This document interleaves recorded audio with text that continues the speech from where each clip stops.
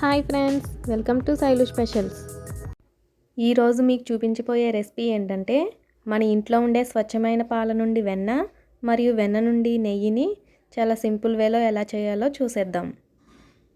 ముందుగా స్టవ్ వెలిగించి ఒక గిన్నె పెట్టి దానిలో పాలు పోసుకోవాలి. మంట సిమ్లో ఉండేలా చూసుకోండి. ఇలా సిమ్లో పెట్టి పాలను కాచుకోవడం వలన పాలపైన మేగడ బాగా వస్తుందండి. ఇలా 10 నిమిషాల పాటు పాలను మరిగించుకోవాలి. ఇప్పుడు ఈ పాలు బాగా చల్లారిన తర్వాత ఫ్రిడ్జ్లో పెట్టుకోవాలి. ఫ్రిడ్జ్లో నుండి తీసిన తర్వాత మేగడ ఇలా పైన పేరుకుని ఉంటుందండి. ఇప్పుడు ఒక గిన్నె తీసుకుని దానిలో తోడికి పెరుగు వేసుకోవాలండి. ఇప్పుడు పాలపైన ఉండే మేగడను ఈ గిన్నెలో వేసేసుకుందాం. ఇలా చేయడం వలన మేగడ తోడుకుంటుందండి. 10-15 రోజుల నుండి తీసిన ఈ పాల మేగడను ఒక గిన్నెలో స్టోర్ చేసుకోవాలి. డైలీ ఈ మేగడను ఫ్రిడ్జ్లో పెట్టుకోవాలి.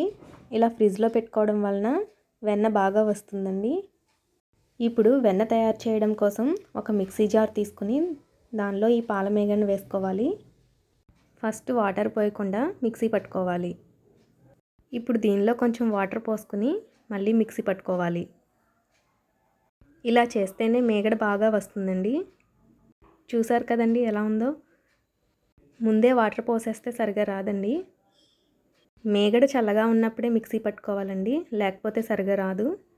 ఇప్పుడు దీన్ని ఒక గిన్నెలోకి తీసుకుందాం. చాలా ఈజీగా వచ్చేస్తుందండి.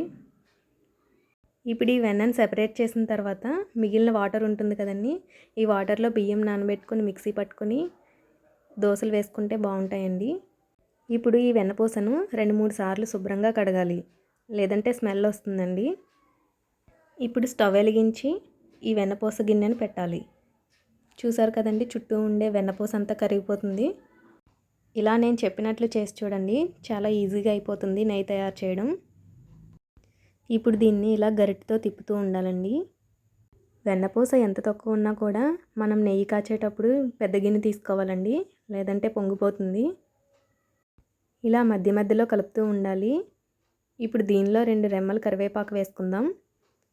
కరివేపాకు వేసుకోవడం వలన మంచి స్మెల్ వస్తుందండి నెయ్యి. కొంతసేపు మరిగిన తర్వాత ఇలా బబుల్స్ వస్తాయి. అడుగున గోల్డెన్ బ్రౌన్ కలర్ వచ్చేంత వరకు ఇలా కాచుకోవాలి. దీనిలో ఇలా గరిటె పెట్టి ఉంచడం వలన నెయ్యి పొంగకుండా ఉంటుందండి. చూసారు కదండి, ఈ విధంగా వచ్చేంత వరకు నెయ్యి కాచుకోవాలి. చివరగా దీనిలో కొంచెం వాటర్ చిలకరించుకుందాం. ఇలా చేసినప్పుడు చిటపటలాడితే నెయ్యి సరిగా కాగిందని అర్థం. ఇంతేనండి, నెయ్యి తయారైపోయింది. ఇప్పుడు స్టవ్ ఆఫ్ చేసుకుందాం. ఇప్పుడు దీన్ని ఒక గిన్నెలోకి వడపోసుకోవాలి. దీన్ని ఫ్రిడ్జ్లో స్టోర్ చేసుకుంటే 1 సంవత్సరం పాటు నిల్వ ఉంటుందండి. వడగట్టగా మిగిలిన మాడు ఉంటుంది కదండి, దీనిలో పంచదార వేసుకుని తింటే బాగుంటుంది. ఇంతేనండి, ఎంతో కమ్మనైన నెయ్యి తయారైపోయింది.